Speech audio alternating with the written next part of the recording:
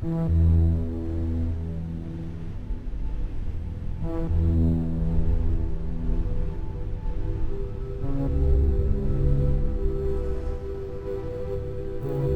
fellas, Meat Trapper here. I recently became aware of a knife maker out in Wyoming by the name of Joe Calton, and I was immediately intrigued by not so much this gentleman's knives, but the gentleman himself. And what I mean by that is Joe is not only a knife maker, but he's a hunter. And he not only hunts, but he dresses out and skins and butchers his own game. And I think that's very rare, because all too often in the knife world you have guys that make knives, but they're not hunters, they're not outdoorsmen. And I could tell that these blades were working blades, working man's blades, even though they're custom made. And after I began corresponding with him, I realized the gentleman really is just a straight up common sense kind of guy. For instance, he uses coarse stones to sharpen his blades. 325 grit stones, and then he's good to go.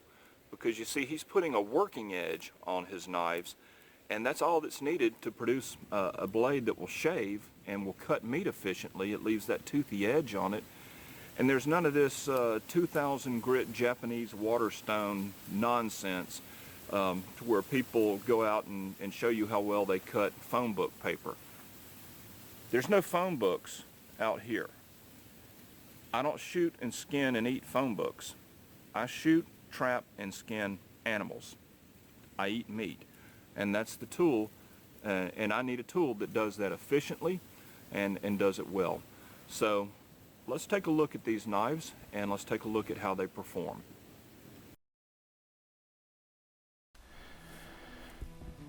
Now, the first knife that I want to take a look at is Joe's Necker.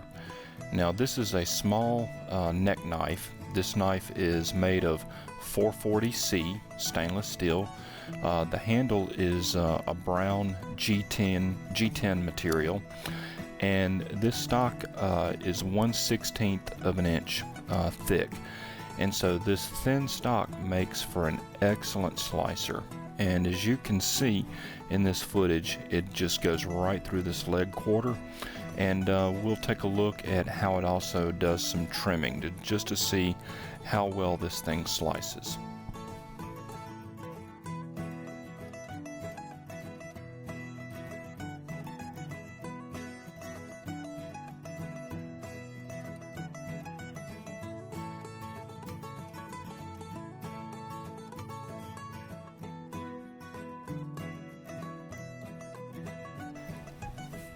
And as you can see, this is having no trouble whatsoever doing these very fine slicing tasks, getting the membrane, the fat, and all of that off of the meat.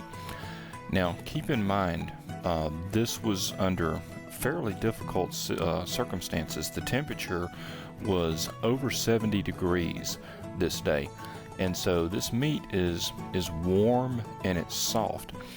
Which makes this type of work a lot more difficult. Normally, in the wintertime when I'm trapping and skinning, it's cold, the meat's cold, and everything is a lot easier. But when this meat is hot and it's soft, you really have to have a good slicer to be able to do this like I'm showing you.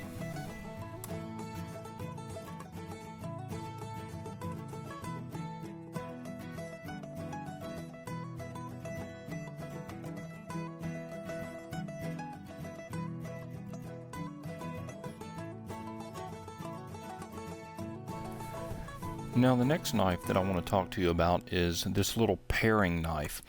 Now, this is an extremely lightweight knife. This knife is made of 1095 steel, carbon steel. It's got a curly maple handle, and I believe the total weight of this knife is 2.6 ounces. So this is a very, very lightweight, very nimble paring knife. It's also 1/16 of an inch stock, so it's very thin.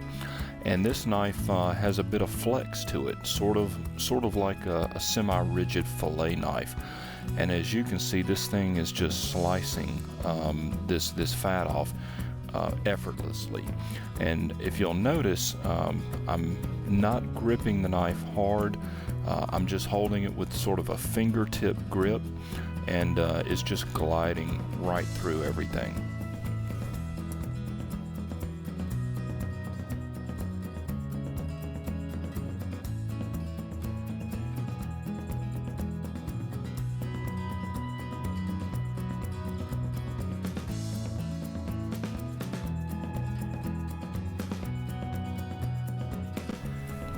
And this is a very affordable knife for a custom knife. I believe this knife sells for $60, and this makes an outstanding trimming knife and all-around general purpose kitchen knife.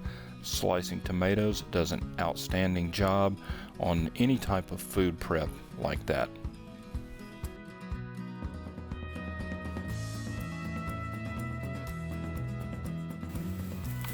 So what's the bottom line on Calton Cutlery? If you're in the market for a thin stock slicer, these are great knives. These knives are super lightweight. They're very well made. They're offered in 1095 and 440C steel. And I can tell you Mr. Calton is just a straight up common sense guy. You can look at those videos and see how little effort and how little pressure it took to slice that meat. I like these knives. Thanks a lot, and we'll see you next time.